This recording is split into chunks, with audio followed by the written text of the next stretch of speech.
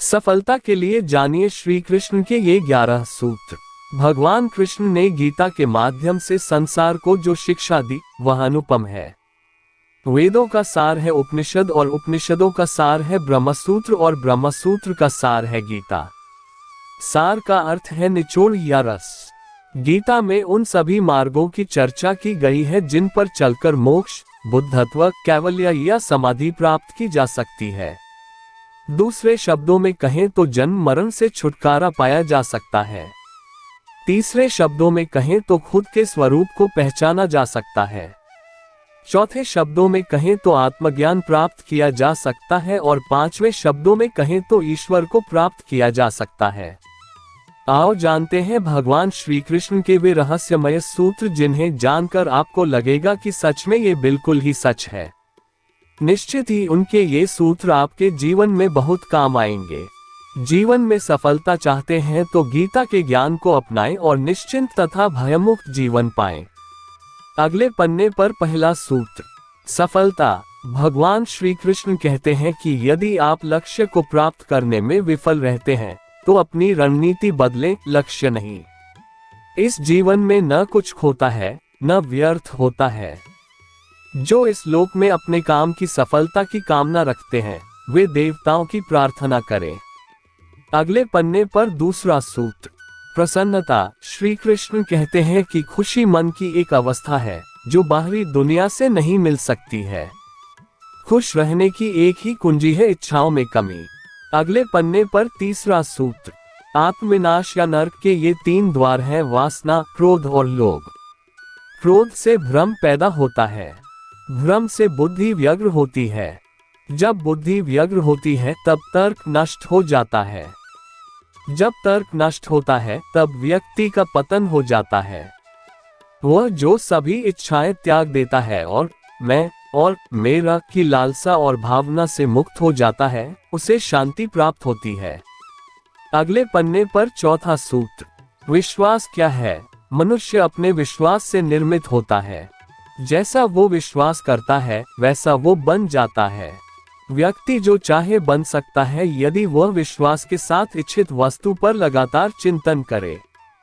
हर व्यक्ति का विश्वास उसकी प्रकृति के अनुसार होता है। विश्वास की शक्ति को पहचाने।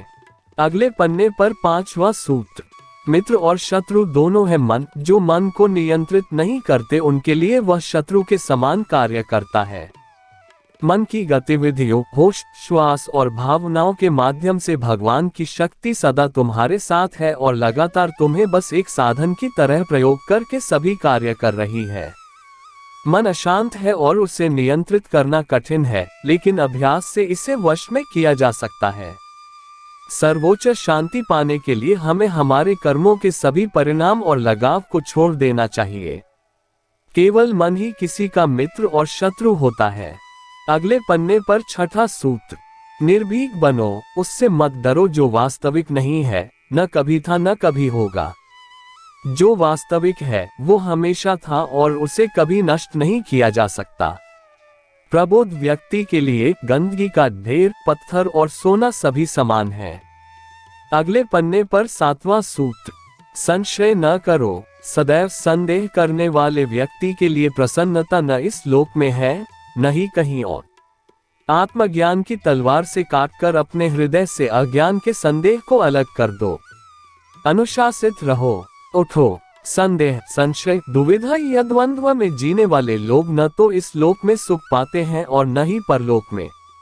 उनका जीवन निर्णयहीन, दिशाहीन और भटकाव से भरा रहता है। अगले पन्ने पर आठवां सूत्र, आत्मा न जन्म लेती है और न ही मरती है। जन्म लेने वाले के लिए मृत्यु उतनी ही निश्चित है जितनी कि मृत होने वाले के लिए जन्म लेना। इसलिए जो अपरिहार्य है उस पर शोक मत करो।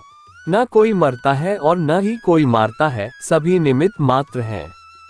सभी प्राणी जन्म से पहले बिना शरीर के थे, मरने के उपरांत वे बिना शरीर वाले हो जाएंगे। ये तो बीच में ही शरीर वाले देखे जाते हैं, फिर इनका शोक क्यों करते हो। यह आत्मा किसी काल में भी न जन्मती है और न मरती है, अथवा न यह आत्मा होकर के फिर होने वाली है, क्योंकि यह अजन्मी, नित्य, शाश्वत और पुरातन है।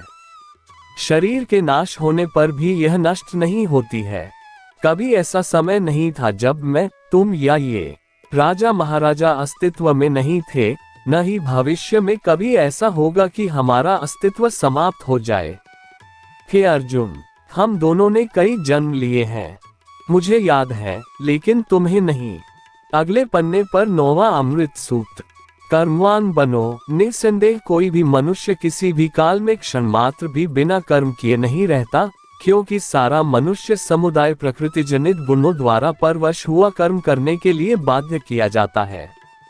अपने अनिवार्य कार्य करो, क्योंकि वास्तव में कार्य करना निष्क्रियता से बेहतर है। ज्ञानी व्यक्ति को कर्म के प्रतिफल की अपेक्षा कर रहे अज्ञानी व्यक्ति के दिमाग को अस्थिर नहीं करना चाहिए। अप्राकृतिक कर्म बहुत तनाव पैदा करता है। किसी और का काम पूर्णता से करने से कहीं अच्छा है कि अपना काम करें, भले ही उसे अपूर्णता से करना पड़े। बुद्धिमान व्यक्ति का मुख सुख में आनंद नहीं लेता। कर्मयोग वास्तव में एक परम रहस्य है। अगले पन्ने पर 10वां अमृत सूत्र। जो मेरे साथ हैं मैं उनके साथ हूँ, संपूर्ण ब्रह्मांड मेरे ही अंदर है। मेरी इच्छा से ही यह फिर से प्रकट होता है और अंत में मेरी इच्छा से ही इसका अंत हो जाता है। मेरे लिए न कोई घृणित है न प्रिय, किंतु जो व्यक्ति भक्ति के साथ मेरी पूजा करते हैं वो मेरे साथ हैं और मैं भी उनके साथ हूँ। बुरे कर्म करने वाले, सबसे नीच व्यक्ति जो राक्षसी प्रवृत्तियों से जुड़े हुए हैं और जिनकी बुद्धि माया ने हर ली है, वो मेरी पूजा या मुझे पाने का प्रयास नहीं करते।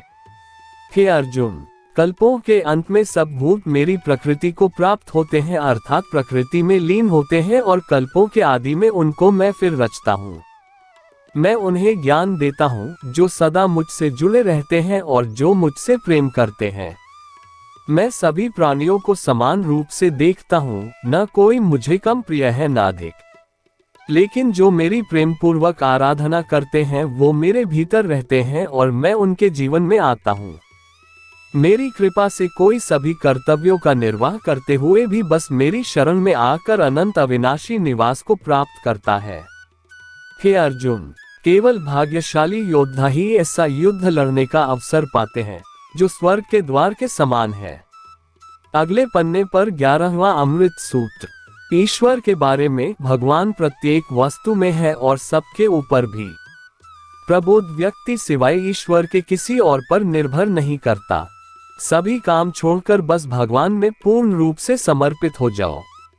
मैं तुम्हें सभी पापों से मुक्त कर दूंगा। शोक मत करो। जो कोई भी जिस किसी भी देवता की पूजा विश्वास के साथ करने की इच्छा रखता है, मैं उसका विश्वास उसी देवता में दृढ़ कर देता हूँ। हे अर्जुन, मैं भूत, वर्तमान और भविष्य के सभी प्राणियों को जानता हूँ, किंतु वास्तविकता में कोई मुझे नहीं जानता। ईश्वर एक अदृश्य एवं अकथनीय शक्ति है जिससे संसार की उत्पत्ति, पालन एवं लय होता है। मानवीय रूप में उसकी ऐसी कल्पना की जा सकती है कि उसके सभी ओर से ज्ञानेंद्रियां और कर्मेंद्रियां हैं।